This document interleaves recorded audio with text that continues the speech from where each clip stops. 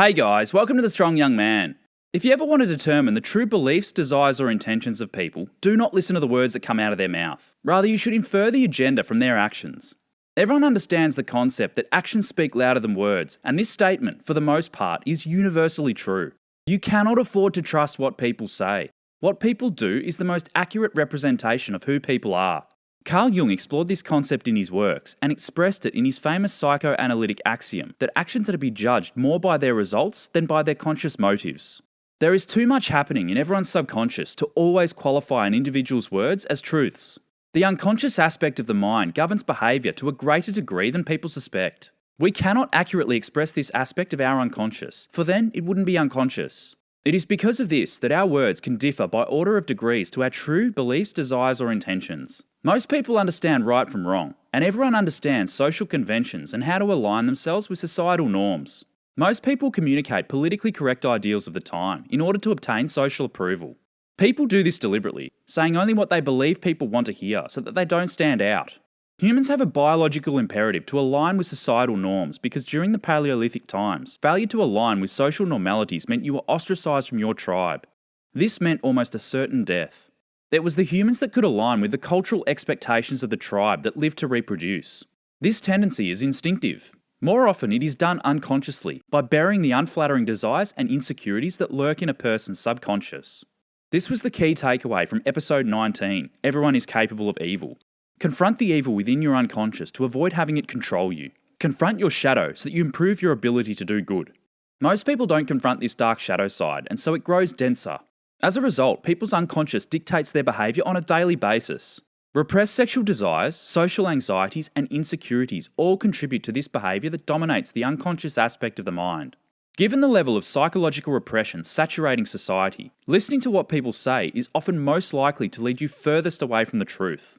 The best solution is to look to a person's actions, the outcome, or the intended outcome, to determine that person's beliefs, desires, or intentions.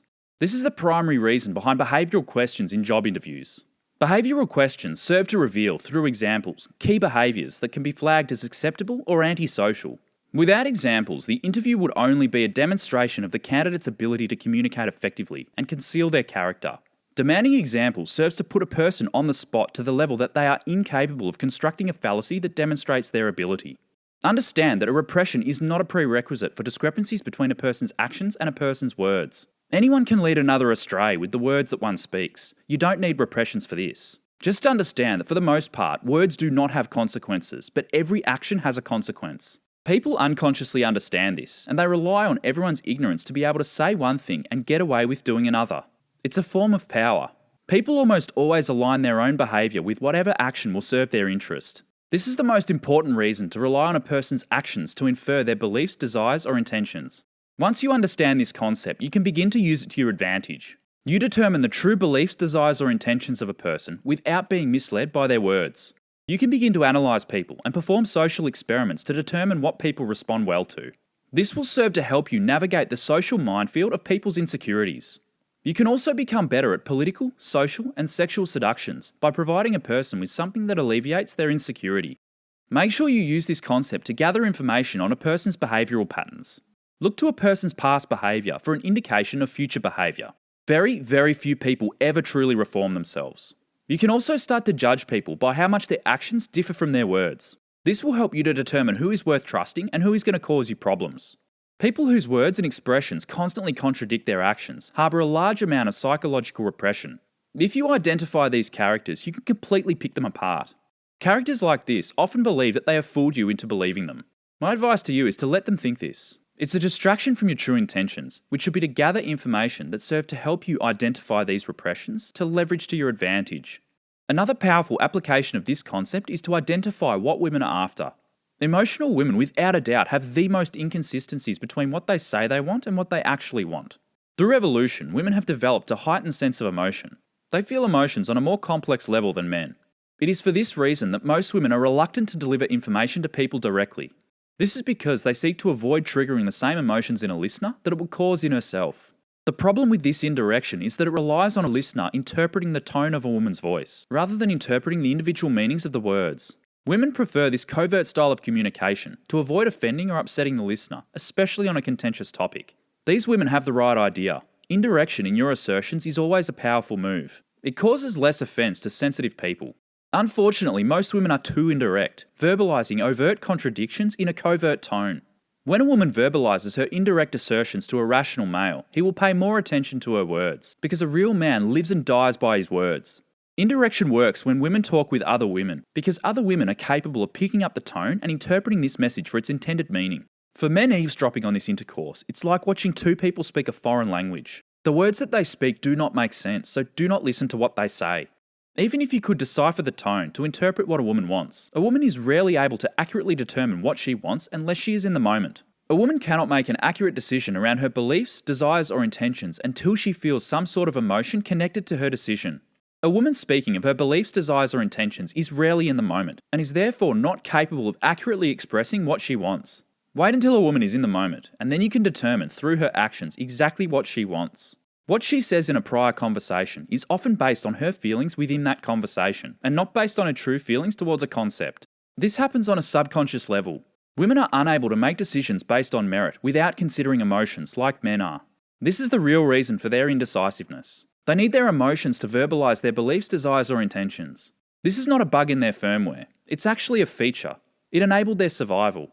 Unfortunately, their emotionality is so overdeveloped that they are unable to apply logic and foresight in most circumstances. On some level of consciousness, I do believe that women understand that they don't like making decisions, and they move away from people who assign this responsibility to them.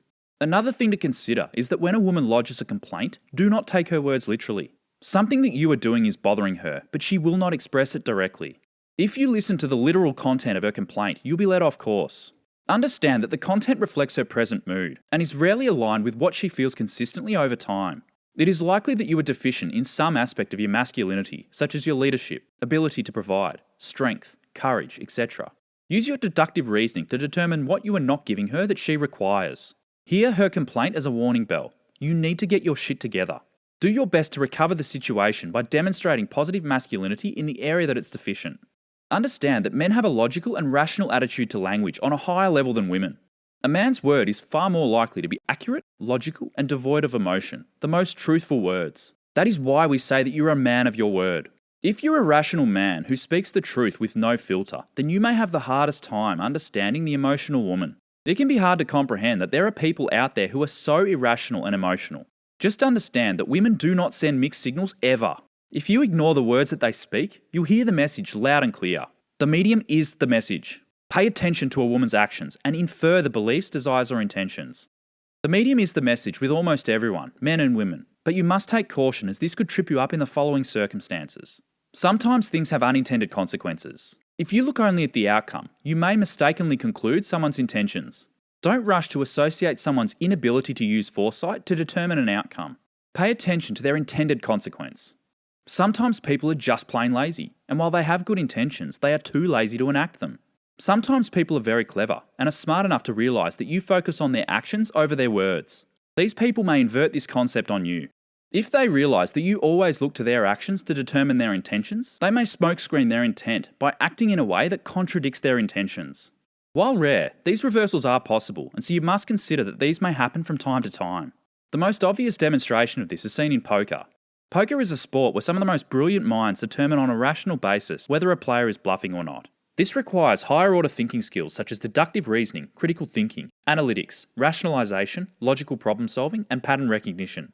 Because these characteristics play to a man's strengths, 99 out of the top 100 poker players in the world are men, and a similar division is seen in Grand Chess Masters. Make sure you retain some elasticity in your ability to utilise this technique to avoid becoming totally inflexible in your understanding of people.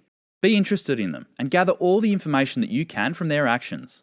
You should always seek to verify your theories with multiple examples of a person's actions to determine their true beliefs, desires, or intentions. Understand that while individuals are capable of deception or error once, it is unlikely that their actions will consistently contradict their beliefs, desires, or intentions. People will radiate several clues to this, and you must gather as much information as you can before concluding their true beliefs, desires, or intentions.